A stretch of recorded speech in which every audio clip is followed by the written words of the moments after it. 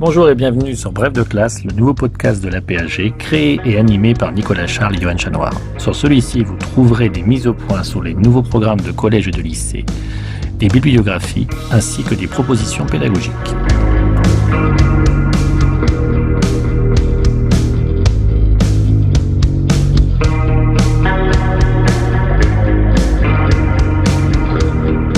Bref de classe, une émission en deux parties. Tout d'abord, une présentation par un spécialiste des grands enjeux du thème au programme, puis ensuite un personnage et un document représentatif de la période. Document que l'on peut télécharger sur aphg.fr et le réutiliser en classe.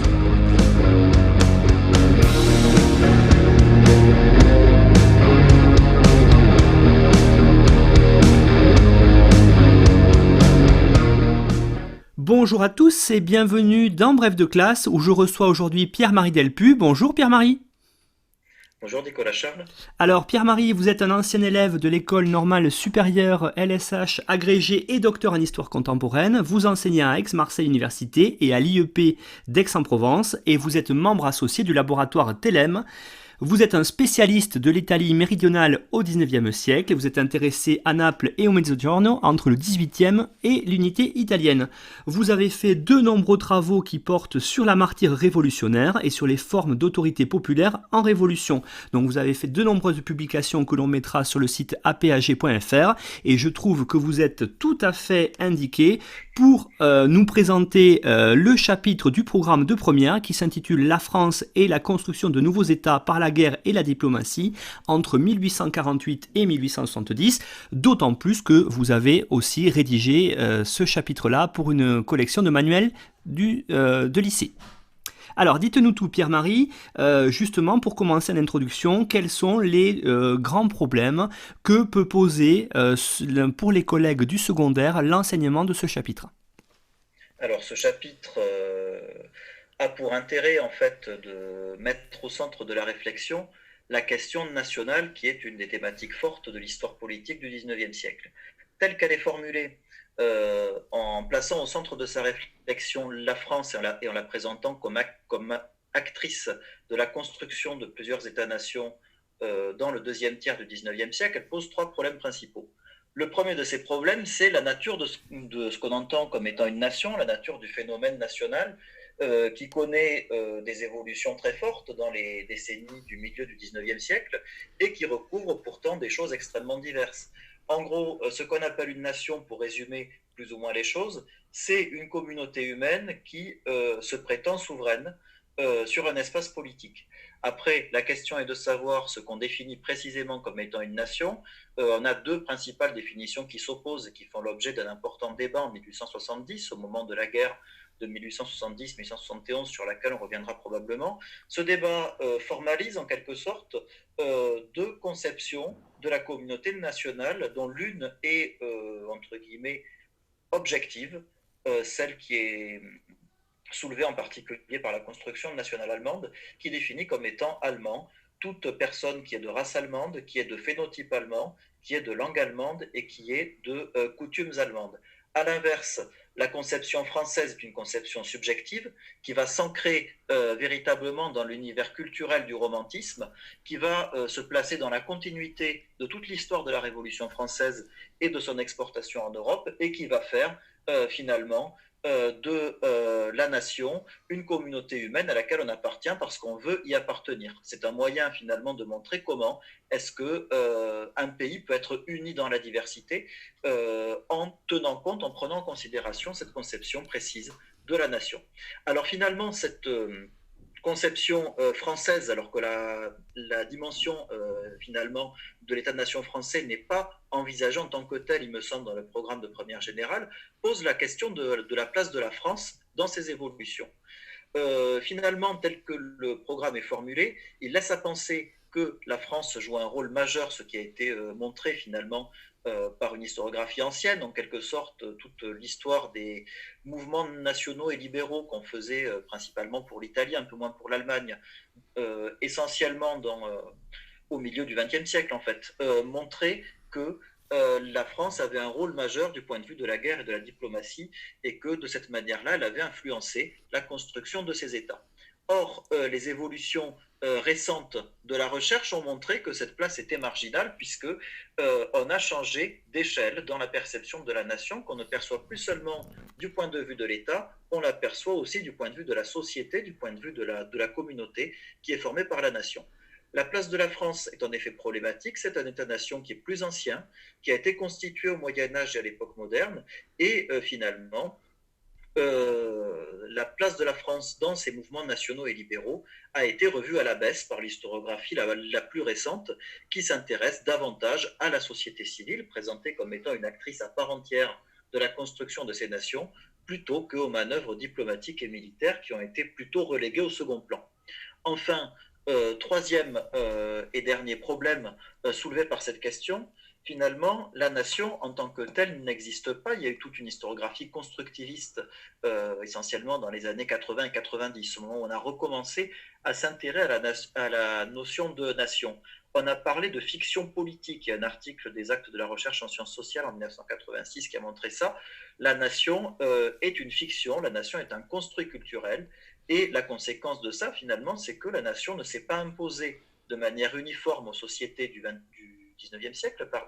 Il y a eu des nations qui se sont construites à plusieurs vitesses et qui ont coexisté avec d'autres formes d'appartenance. Finalement, les hommes du 19e siècle n'appartiennent pas de manière consciente et de manière volontaire forcément à une communauté définie comme étant nationale. Et dans le cas où ils appartiennent à une communauté nationale, elle n'est pas forcément celle d'un État-nation. Deux exemples, pour reprendre une situation que je connais bien, qui est celle de l'Italie méridionale, on a une idée de ce qu'on appelle la nation napolitaine, c'est-à-dire une communauté d'appartenance qui se structure autour de l'ancien royaume des deux Siciles, autour de l'ancien roi de Naples, autour finalement d'un contrat établi entre l'ancienne monarchie et le peuple, qui va coexister tout au long du XIXe siècle avec la nation italienne. De la même manière, en France, se développe toute la dimension de ce qu'on appelle les petites patries, c'est-à-dire des communautés d'appartenance qui sont à un échelon inférieur à celui de la nation. Et on trouve un certain nombre de ces exemples qui sont par la suite, au moment de la Troisième République, développés et intégrés au discours nationalisant qui est porté essentiellement par l'école et par l'État. Alors Pierre-Marie, ce qui serait maintenant intéressant, ça serait de voir un petit peu comment fonctionnaient ces mouvements nationaux en Italie mais aussi en Allemagne, en revenant un petit peu en arrière, un tout petit peu avant la date de début du chapitre, c'est-à-dire qu'est-ce qui se passe avant 1848, sachant que en grande partie, je renvoie les auditeurs à l'épisode 3 de Bref de classe où Delphine Diaz avait dans l'ensemble présenté dans toute l'Europe ces différents types déjà de révolutionnaires et de nationalistes qui apparaissaient. Mais là, aujourd'hui, je vous demanderai de vous centrer peut-être sur ce qui se passe dans ces nationalismes et ces mouvements nationaux en Allemagne et en Italie. Alors, ce qui est important de voir, et c'est ce qui justifie en quelque sorte votre question, c'est le fait que les mouvements nationaux sont antérieurs à 1848. Ils ont été amorcés dans la première moitié du 19e siècle et ils ont précédé ce qu'on appellera plus tard les nationalismes, qui se développent plutôt, on va dire, dans le deuxième et surtout le dernier tiers du 19e siècle. Les mouvements nationaux se sont nourris des Lumières, qui ont connu des avatars dans chacun des États européens. Ils se sont nourris du patriotisme qui a été renforcé par les guerres de la Révolution et de l'Empire, et ils se sont cristallisés autour d'un certain nombre de facteurs identitaires qu'on va retrouver tout au long du XIXe siècle. C'est le cas de la langue, c'est le cas de la culture, de l'histoire, des coutumes, de la religion, qui ont donné lieu à un patrimoine écrit qui a été formalisé par des hommes de lettres. Alors les mouvements nationaux qui se sont construits à partir du début du XIXe siècle se sont appuyés sur ce substrat culturel, qui est un substrat, on l'a dit, construit, et qui ont relevé cependant de scénarios divers. Alors, si on prend le cas de l'Italie, on a une stratégie qui relève de l'indépendance par rapport, si vous voulez, à une puissance dominante, qui est l'Autriche. Cette stratégie d'indépendance précède la construction de l'État-nation et elle est portée par la société civile. En Allemagne, la logique est plus ou moins inverse, puisqu'on a d'abord une politique économique qui va être impulsée par la Prusse, et qui va s'appuyer sur des outils qui sont formés à partir du Congrès de Vienne. C'est le cas de la Confédération germanique en 1815, c'est le cas de l'Union douanière du Zollverein en 1833, qui est partie de l'action des États, ce qui montre bien qu'on a deux stratégies qui sont plus ou moins différentes et qui partent pour l'une donc de la société civile, pour l'autre de la société politique. Alors ces constructions nationales dont on a ici que les deux exemples les plus connus finalement, puisqu'il y en aurait d'autres, on pourrait intégrer à ce tableau un certain nombre d'autres États européens. À la veille des révolutions de 1848, ces constructions nationales vont se préciser. En Italie, on voit se construire un mouvement national qui va être centré tout au long des années 1840 autour de la religion et de la papauté. On profite du fait d'avoir un pape à partir de 1846 qui s'appelle Pie IX, qui va être favorable, ou en tout cas qui ne va pas être hostile, si vous voulez, à la construction nationale de l'Italie et au mouvement patriotique porté par un certain nombre de libéraux italiens. Et tout ce mouvement va être qualifié selon un lexique qui va être emprunté à la religion catholique. Le mot risorgimento, qui se développe à la fin des années 1840, veut dire résurrection, et il renvoie véritablement à un univers christique. Il est un moyen de montrer que la nation italienne, à laquelle on va rechercher des origines très anciennes, on va la faire remonter au Moyen-Âge, voire à l'Antiquité, si vous voulez, c'est l'idée de la troisième Rome. La première, c'était celle de l'Antiquité, la deuxième, celle des papes, et la troisième, c'est celle qu'on essaye de construire et qui serait finalement celle des patriotes italiens. Il y a l'idée qu'on cherche à faire ressurgir une nation italienne qui serait endormie finalement du fait des différentes occupations militaires qui ont privé les peuples italiens donc de leur souveraineté politique. On a une série d'émeutes à la fin des années 1840 qui interviennent à la fois en Italie, notamment dans le royaume des deux Siciles, puisque c'est là qu'on a les premiers développements chronologiques de la révolution de 1848. On a en particulier un certain nombre de révoltes, d'émeutes à partir de septembre 1847, et c'est là qu'on a les premières manifestations locales de la révolution de 1848 à partir du 12 janvier, moment où cette révolution éclate à partir de Palerme. On a une situation chronologiquement à peu près semblable dans l'espace germanique, en particulier la Suisse du Sonderbund rentre en révolte à partir de 1846, et tout cela conduit finalement à une vague révolutionnaire qui va se faire de manière connectée, qui va réunir les États européens les uns avec les autres, et qui fait que la construction des nations va s'inscrire dans un univers fondamentalement transnational. Il y a une phrase d'un livre d'Anne-Marie Thiès, qui est dans la bibliographie que je t'ai donnée, donc qu'elle écrit dans La création des identités nationales, qui est plus ou moins devenu un classique sur cette question. Elle écrit dès le début de son livre il n'y a rien de plus international que la construction des identités nationales. Finalement, ce qu'elle a montré à propos, si vous voulez, de la construction culturelle de ces nations, ça vaut aussi à propos de la construction des mouvements nationaux et de la construction des États-nations qui procèdent d'un certain nombre de solidarités, d'un certain nombre de connexions, d'un certain nombre de liens entre des mouvements nationaux et des liens que ces derniers peuvent avoir avec des États-nations qui sont un peu plus anciens, comme c'est le cas de la France ou de la Grande-Bretagne. J'en profite pour faire une remarque. On insiste dans ce programme-là sur la place de la France de manière un petit peu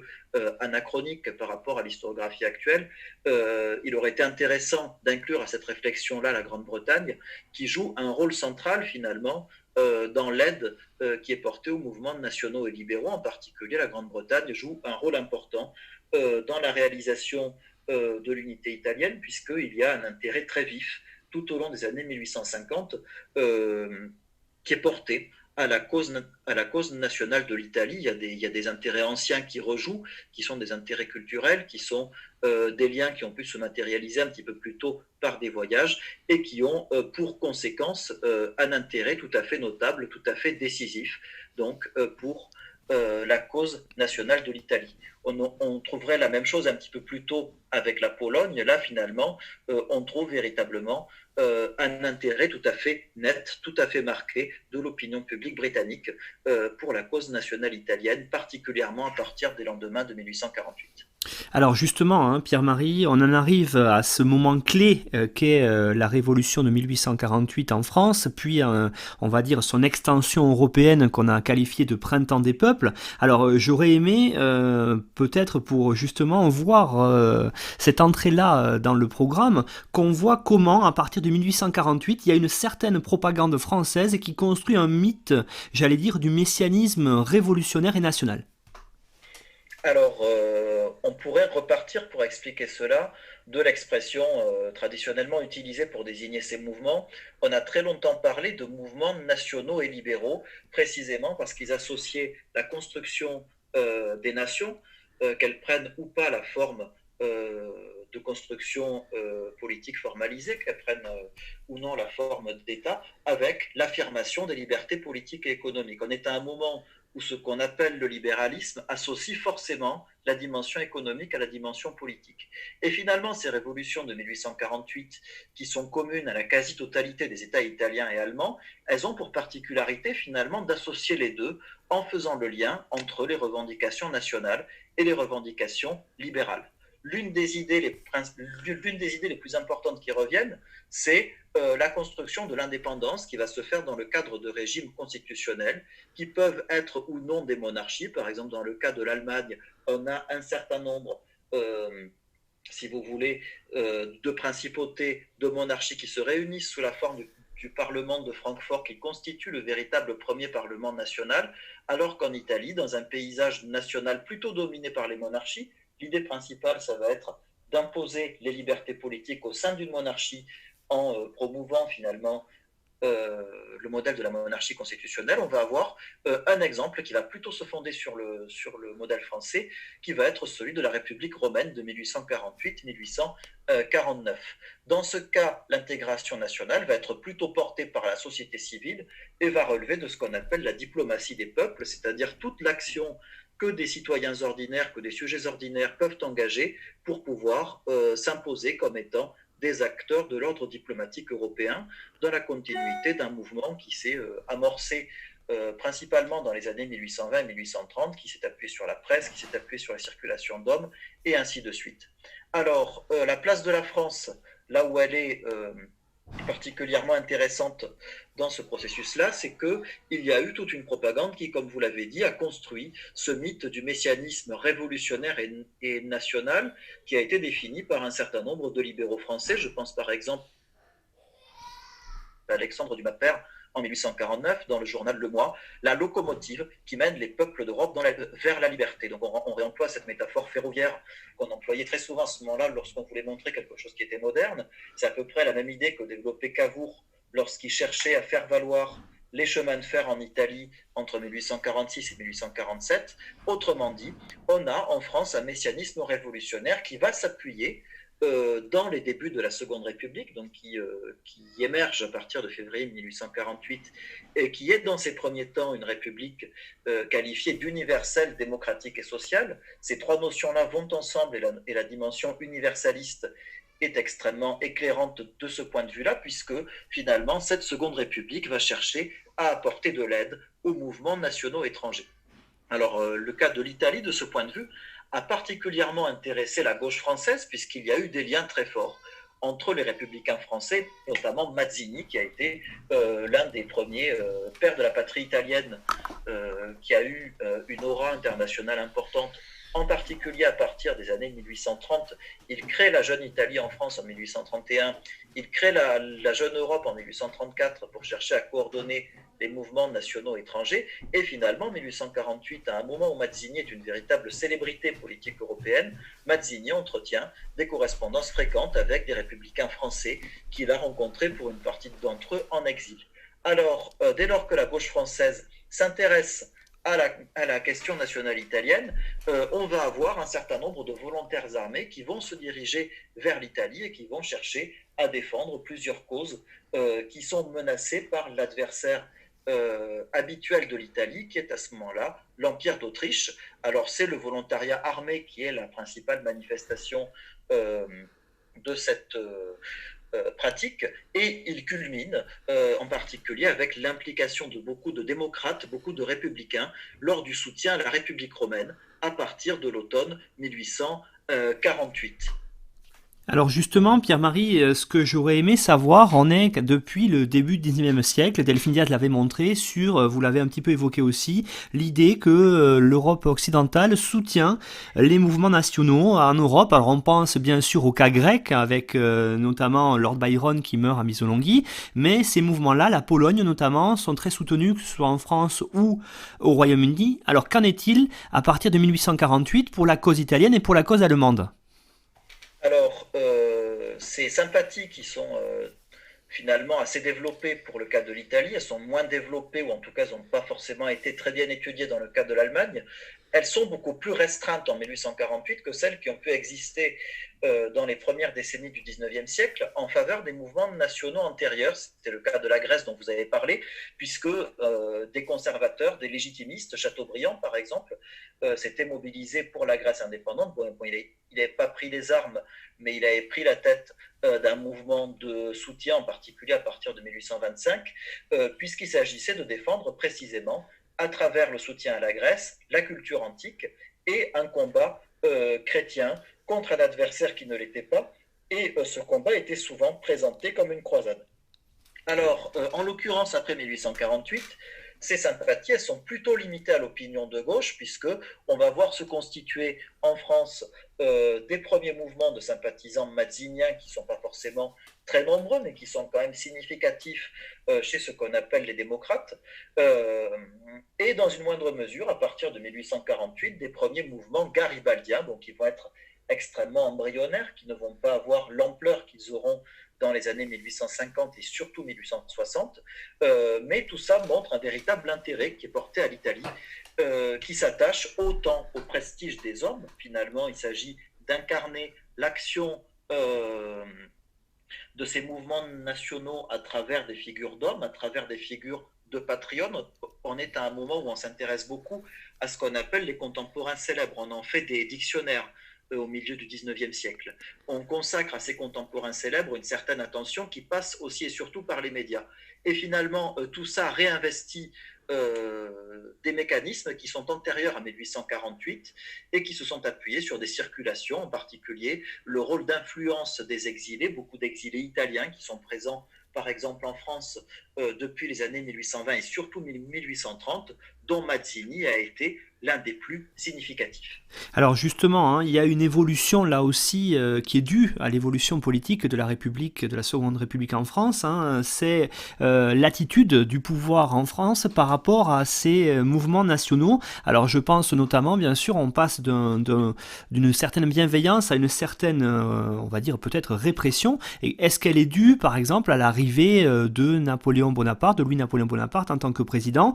Pourquoi y a-t-il eu ce changement d'attitude alors qu'au départ, vous l'avez bien montré, la France était plutôt bienveillante? Alors à partir de juin 1848, et c'est encore plus le cas à partir de l'hiver 1848, la Seconde République connaît une évolution conservatrice qui aboutit finalement à l'élection à la présidence de Louis-Napoléon Bonaparte. Alors cette évolution conduit la Seconde République à changer d'attitude par rapport aux mouvements nationaux étrangers et va passer finalement de ce qu'on peut appeler un soutien plutôt bienveillant à une attitude répressive qui se voit en particulier à travers l'expédition de Rome de l'automne 1849 qui met fin à la République romaine et qui va contribuer à restaurer le pouvoir temporel du pape sur les États pontificaux, puisque toute cette zone qui allait de la mer Tyrrhénienne jusque finalement à l'Émilie-Romagne actuelle était sous la domination politique de la papauté. Tout ça n'est pas propre à la France et tout ça relève d'un contexte, d'une évolution qui va toucher plus largement les États européens qui ont connu la révolution de 1848. L'ensemble de ces États connaît un virage conservateur, à l'exclusion peut-être du Piémont-Sardaigne dont on aura l'occasion de reparler par la suite, qui va conduire à mettre à l'écart dans chacun de ces États les anciens soutiens de la Révolution. On va avoir des campagnes d'épuration, on va avoir des campagnes de répression politique qui vont considérer un certain nombre de ces anciens révolutionnaires, de ces patriotes, comme étant des factieux, comme étant des acteurs potentiellement séditieux. Ainsi, ce virage conservateur exclut si vous voulez, de l'espace politique, les anciens soutiens à la Révolution, et conduit à des reconfigurations. Un certain nombre d'entre eux, en particulier des Italiens et des Allemands, se rendent en exil pour les uns en France et surtout en Suisse et en Grande-Bretagne. C'est pour ça, encore une fois, qu'il aurait été intéressant d'inclure à cette question la Grande-Bretagne pour le rôle central qu'elle peut jouer finalement dans cette évolution européenne qui s'articule autour de l'avant et de l'après 1848. Les sympathies pour les mouvements nationaux dans ce contexte vont connaître un repli de plus en plus fort vers la société civile. Alors elles impliquaient déjà pas trop l'État, elles vont se replier encore plus finalement sur des mobilisations citoyennes, à la différence de la Grande-Bretagne qui continue à appuyer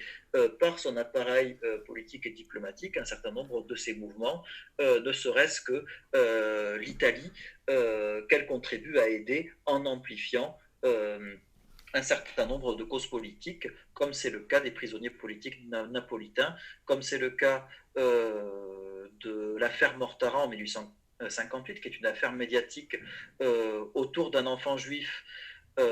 qui est victime en quelque sorte du pouvoir répressif de la papauté. Et il y a finalement en Grande-Bretagne un certain nombre de relais politiques, de relais parlementaires, voire de relais étatiques de ces sympathies populaires, relais qui n'existent pas en France. Alors justement, on avance un petit peu, on arrive dans les années 1850-1860, et par rapport à ce que vous venez de nous montrer, ce qui est intéressant, c'est qu'on va passer d'une construction nationale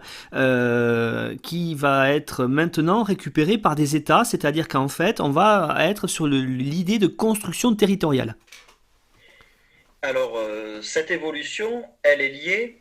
aux conséquences de 1848, aux conséquences de la Révolution. La tendance majoritaire va être à la répression des mouvements nationaux et libéraux, et dans ce contexte-là, deux monarchies, l'une qui se trouve dans l'espace allemand, l'autre dans l'espace italien, vont récupérer les constructions nationales allemandes et italiennes, précisément parce qu'elles sont en position de force à l'échelle donc de la géopolitique allemande d'un côté, italienne de l'autre, c'est-à-dire la Prusse dans le cas des États allemands, le Piémont-Sardaigne dans le cas des États italiens. Le fonctionnement est à peu près le même. À chaque fois, on a un binôme qui est formé par un roi et un président de conseil dans le cas du Piémont-Sardaigne, ou un chancelier dans le cas de la Prusse, qui va donner finalement une garantie institutionnelle à la construction nationale et qui va imposer la monarchie comme étant l'un de ses acteurs principaux. De ce point de vue, la monarchie, la royauté va être l'un des supports autour desquels on va chercher à construire finalement la nation. C'est ce qui explique ce qu'on peut appeler le virage à droite de ces constructions nationales qui étaient plutôt portées jusque-là par des patriotes qui étaient des héritiers en quelque sorte de la Révolution française. Finalement, de ces patriotes, les constructions nationales sont désormais récupérées par les États qui en font des constructions de territoire, ce qui permet de passer de mouvements nationaux qui sont plus ou moins hétérogènes et qui sont véritablement des initiatives citoyennes, des initiatives qui relèvent de la société civile, à des nationalismes qui sont finalement appuyés sur des idéologies beaucoup plus conservatrices et qui font de la nation un objectif politique qu'il faut poursuivre quoi qu'il en coûte. Alors pour construire ces nations, on a deux stratégies qui sont opposées, l'une en Italie, l'autre en Allemagne. Alors en Italie, il y a une phrase du roi Charles Albert dans la dernière année de son règne, Charles Albert qui est roi de Piémont-Sardaigne jusqu'en 1849, qui dit « l'Italie se fera d'elle-même ». L'idée est que la construction nationale de l'Italie doit surtout s'appuyer sur la culture nationale, sur le fait de construire une administration nationale, tout en cherchant à intégrer les partisans d'autres voies de la construction nationale, et en particulier les démocrates. Alors on opposait finalement pour le début des années 1850 ce qu'on appelle un risorgimento monarchique porté par la monarchie de Piémont-Sardaigne et un risorgimento démocratique porté par les Mazziniens puis par les Garibaldiens. Finalement, on a un outil de nationalisation qui est ce qu'on appelle la société nationale, fondée autour du pouvoir piémontais en 1857. Cette société nationale intègre les démocrates et permet de récupérer, permet de capter finalement leur implication dans la construction nationale de l'Italie. À l'inverse, la stratégie qui domine dans le cas de l'Allemagne, elle est exposée dans un discours au Parlement prussien du chancelier Bismarck en 1862 qui dit vouloir construire l'Allemagne par le fer et le sang, c'est-à-dire éliminer les adversaires en leur faisant la guerre, que ces adversaires soient locaux ou qu'ils soient étrangers, c'est-à-dire qu'il s'agisse d'États allemands qui sont réticents à la puissance de la Prusse, ou qu'il s'agisse du principal adversaire qui est précisément l'Autriche, avec l'idée que finalement cette élimination qui se fait par la guerre apparaît comme étant un préalable indispensable, un préalable nécessaire à la construction de la nation. Alors justement, on en arrive à un moment clé, j'allais dire, puisque, vous l'avez bien évoqué, au départ, les nations qui sont des constructions culturelles deviennent véritablement, entre, on va dire, 1860 et 1870, des constructions territoriales. Alors, les nations deviennent, du fait de l'imposition de ces deux puissances dans un espace qu'on a défini préalablement comme relevant d'une même appartenance, les nations vont devenir des constructions territoriales qui vont supporter des projets politiques qui vont être ceux de construire des États-nations. Il va y avoir un discours qui va se développer, qui va faire partie finalement de toute cette histoire culturelle de la nation, qui va se renforcer dans les années 1850 et 1860, qui va décrire le paysage, l'environnement de la nation comme étant un environnement identitaire, comme étant un paysage identitaire, qui va trouver son prolongement dans des constructions territoriales qui vont se préciser tout au long des années 1860. En Italie, la délimitation des frontières va se faire au gré des annexions. On a toute une série de plébiscites qui va arriver à la fin de ce qu'on appelle la guerre d'indépendance de 1859-1860, c'est-à-dire que l'ensemble des États qui ont été soumis finalement par le Piémont-Sardaigne vont devoir faire voter leur population qui va devoir s'exprimer sur la volonté d'être rattachée ou non donc, à l'Italie, constituée autour du royaume de Piémont-Sardaigne. À la suite de deux autres conflits sont intégrés deux autres espaces, c'est-à-dire la Vénétie en 1866, au terme d'une guerre contre l'Autriche, et enfin la prise de Rome en 1870, à la suite d'une guerre qui a fortement impliqué des opinions politiques internationales, puisqu'elle a opposé les tenants finalement de la construction nationale italienne, qui apparaissaient comme étant les représentants de la cause libérale, contre les défenseurs du pontificat, qui étaient plutôt les tenants d'une opinion légitimiste. Et finalement, dans ce contexte-là, la prise de Rome en 1870 montre comment est-ce qu'on arrive à construire le territoire italien qu'on décrivait dans la propagande patriotique depuis le début du 19e siècle, c'est-à-dire un territoire qui va des Alpes jusqu'au détroit de Sicile. Alors, dans tout ça, finalement, la place de la France est très limitée, puisqu'elle est un participant parmi d'autres à la construction de l'État-nation italien à un moment précis de son élaboration, c'est-à-dire entre une alliance diplomatique qui intervient entre la France de Napoléon III et le Piémont-Sardaigne en 1858, jusqu'au moment où, finalement, est mis en place le royaume d'Italie entre 1860 et 1861. Il va y avoir des logiques militaires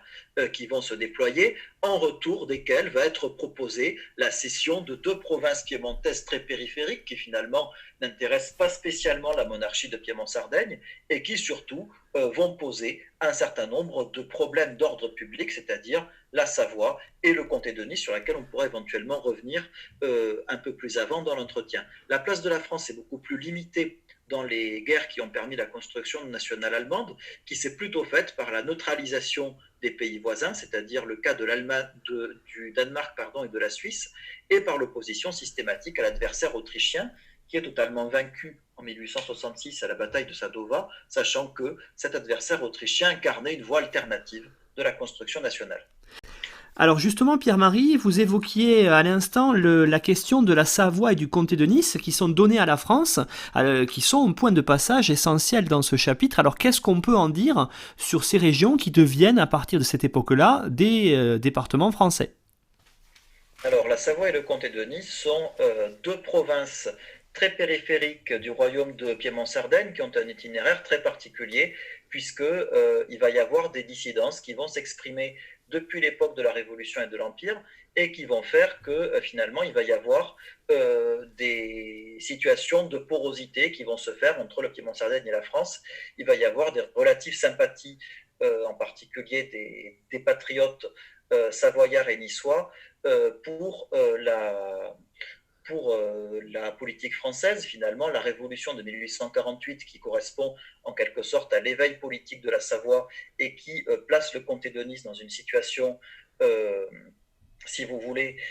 d'affirmation de l'opinion publique, apparaît de ce point de vue tout à fait singulière et montre qu'il y a un intérêt pour la politique française. Néanmoins, dans chacune de ces provinces, il y a des oppositions, il y a des problèmes d'ordre public, il y a de gros problèmes de brigandage, en particulier dans le comté de Nice, il y a de gros problèmes de gestion de la police et de l'ordre public. Finalement, tout ça fait que, de ce point de vue-là, il n'y a pas de véritable intérêt pour le Piémont-Sardaigne à partir de 1860 à conserver ces deux provinces qui sont données à la France après un plébiscite par le traité de Turin de 1860. Alors, ces deux provinces vont s'intégrer de manière diversifiée, de manière différenciée, à la France. Elles vont devenir deux départements. Il va y avoir une transition territoriale qui va être finalement assez complexe et assez difficile, en particulier dans le cas du comté de Nice, où il va y avoir une forme spécifique de brigandage qui va être un brigandage contre-révolutionnaire qui s'appelle le barbétisme et qui va montrer finalement comment est-ce que un certain nombre des habitants du comté de Nice étaient plutôt favorables à la rétrocession de ces provinces au Piémont-Sardaigne, parce qu'ils y trouvaient d'abord des avantages économiques et surtout parce qu'il y avait finalement des structures sociales, des structures économiques, des structures politiques traditionnelles auxquelles les populations du comté de Nice étaient plus ou moins attachées. Alors, j'aimerais maintenant, Pierre-Marie, dans le cadre de l'entretien, qu'on revienne sur un événement qui est la borne terminale, en tout cas du chapitre, qui est la guerre de 1870, qu'on a longtemps considérée comme une guerre franco-prussienne et qui, aujourd'hui, avec l'historiographie récente, a tendance à devenir un événement européen. Je renvoie à un article dans un numéro récent de l'histoire consacré à 1870. Alors, qu'est-ce qu'il en est de cette guerre dans la consolidation des unités nationales ? Alors, vous avez fait référence à juste titre à un des numéros récents du magazine L'Histoire qui reprend un certain nombre de travaux récents qui ont montré finalement que cette guerre de 1870 dépassait le seul cadre franco-allemand pour constituer un événement de dimension européenne. En effet, on a des événements qui vont être convergents, qui vont être concomitants et qui vont être tout à fait décisifs dans le parachèvement des unités nationales. D'un côté, la guerre franco-prussienne de 1870-1871, qui va s'ancrer finalement dans un contexte qui n'est pas seulement franco-allemand. Ce qui explique le déclenchement de cette guerre, c'est la candidature du roi de Prusse au trône d'Espagne. On est à un moment où on a une crise de succession en Espagne depuis 1868. Et finalement, ce qui pose problème à la France, c'est qu'elle a peur d'être prise en étau par ce royaume de Prusse qui est en train de constituer, les observateurs internationaux en sont conscients, un véritable empire qui se matérialisera à partir de 1871. L'autre événement, c'est la prise de Rome par les Italiens le 22 septembre 1870, à un moment où la mobilisation pour l'Italie a impliqué un certain nombre de partenaires internationaux dont les uns ont soutenu les Italiens, dont les autres ont soutenu la papauté. Dans un cas comme dans l'autre, la guerre franco-prussienne de 1870-71 parachève l'unité allemande puisqu'elle permet la proclamation de l'Empire et elle permet de rattacher à cet empire trois départements français qui ont pour principal intérêt d'être, du point de vue de la conception allemande de la nation, des départements allemands puisqu'ils sont germanophones. La population majoritaire présente un phénotype allemand et la religion majoritaire est plutôt le protestantisme dans ces trois départements-là. En Italie, la prise de Rome par les Italiens permet d'arriver finalement au rêve de la troisième Rome qui a été formulée par Mazzini plus tôt dans le XIXe siècle et qui permet finalement de montrer comment est-ce que la construction de la nation italienne est bien une construction providentielle qui va se placer dans la continuité de deux constructions antérieures. D'abord la Rome des Romains, puis la Rome des papes. Finalement, en replaçant la Rome des patriotes italiens dans cette continuité, on arrive véritablement à établir le lien entre finalement ces expériences politiques, ces expériences historiques qui vont justifier, qui vont légitimer la souveraineté nationale de l'État-nation italien. Alors oui, justement, moi, ce que je trouve intéressant là-dessus, c'est de voir que cette guerre de 1870, finalement, ça a permis de clôturer, de clore, vous l'avez très bien dit, la construction des États. Mais qu'en est-il des nations elles-mêmes? On imagine bien qu'elles ne se sont pas faites en si peu de temps. Alors, cette guerre de 70-71 va poser de manière concrète la question des appartenances nationales, alors que le fait national est devenu une grille de lecture de l'espace européen. On a un certain nombre de cartes qui sont tout à fait évocatrices, qui commencent à paraître sous la forme de lithographie et qui sont assez amplement diffusées, qui laissent à penser que finalement, la grille de lecture majoritaire de l'espace européen dans les années 1870, même si elle n'est pas encore complète et même s'il n'y a pas une adéquation totale, si vous voulez, des nations et des États, c'est plutôt une grille nationale. D'autre part, il va y avoir des modèles internationaux de construction nationale réussis qui vont circuler, de construction nationale désormais accomplie et apaisée, alors que les guerres qui se déploient en Europe ont vocation à consolider des nations, et dès lors que la construction de la nation en Europe se fait plutôt par la guerre. Le modèle principal, ce sont les États-Unis, donc d'après la guerre de sécession, qui vont susciter l'intérêt des observateurs européens. Alors il y a toute une mise en scène de la communauté nationale, il y a une mise en scène des morts de la nation qui vont s'exporter également en Europe et qui vont contribuer à la façon dont on va commémorer les morts de la guerre de 1870. Et finalement, tout ça va contribuer à poser la question de l'unité, de la diversité des modèles nationaux. Alors j'en ai un petit peu parlé au début de cet entretien. Il y a des définitions divergentes de la nation, avec d'un côté la nation allemande qui est une définition objective, de l'autre côté la définition française qui est une définition subjective. Alors après, il faut voir comment est-ce que les autres États vont se placer dans cette grille de lecture, en particulier le cas de l'Italie qui hésite plus ou moins entre les deux, même s'il y a un certain nombre de critères objectifs qui ont tendance à revenir assez souvent. Alors ce qui a cristallisé ce débat, c'est la question de l'Alsace-Moselle, qui a été annexée par le nouvel empire allemand au nom d'une conception de l'identité nationale, qui va mettre en lumière ces interrogations qui sont notamment posées par des hommes de lettres européens. On a en 1870 un important débat qui va opposer deux historiens, Mommsen, un historien romaniste allemand, qui se fait le partisan de la conception allemande de la nation, qui s'oppose donc à Numa Denis Fustel de Coulanges, autre historien spécialiste de l'Antiquité, historien français. Donc l'un et l'autre posent la question de savoir si l'Alsace est française ou allemande, et finalement ils se rendent compte que les deux conceptions de la nation apparaissent irréconciliables. Si dans ce cas franco-allemand, ces deux conceptions de la nation sont liées finalement à la fois à des traditions mais aussi à des intérêts. Là où ces deux conceptions apparaissent un peu plus, se rejoignent davantage, c'est plutôt dans le cas de l'Italie où on a une sorte, on pourrait dire, de synthèse entre les deux, puisque ces critères objectifs rejoignent une volonté de vivre ensemble qui s'est matérialisée par les plébiscites successifs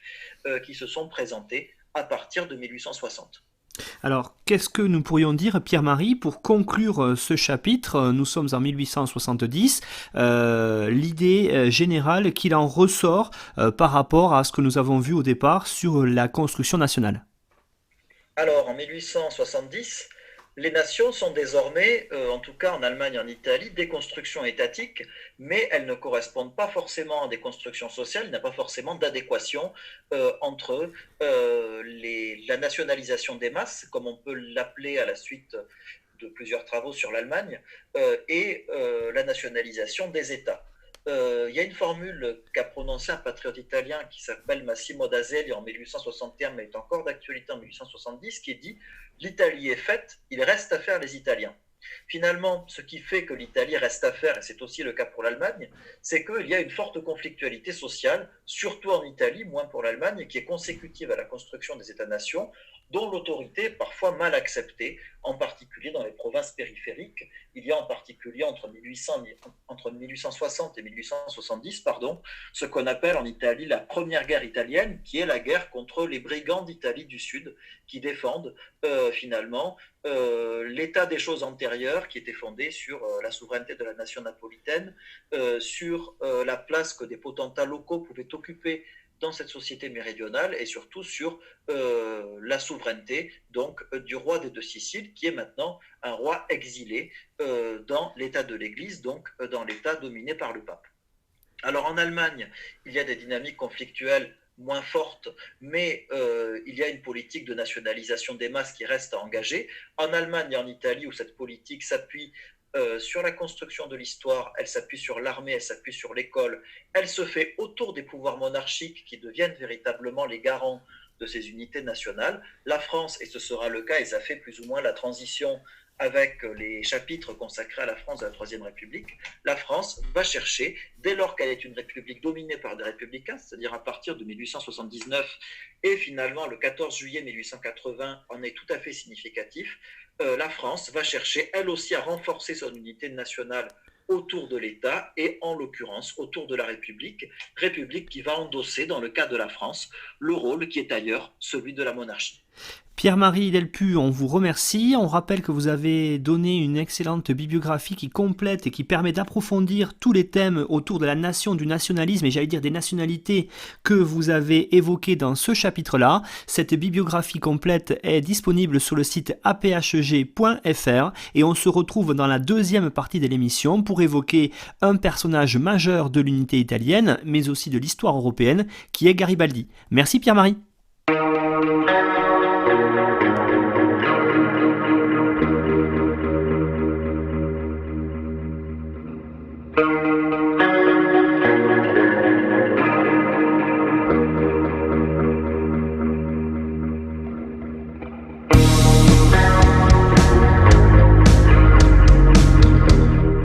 Retrouvez-nous sur Twitter @brefclasse. Tout le contenu de l'émission, la bibliographie, les documents exploités par l'auteur sont disponibles sur le site officiel de la PAG www.apag.fr.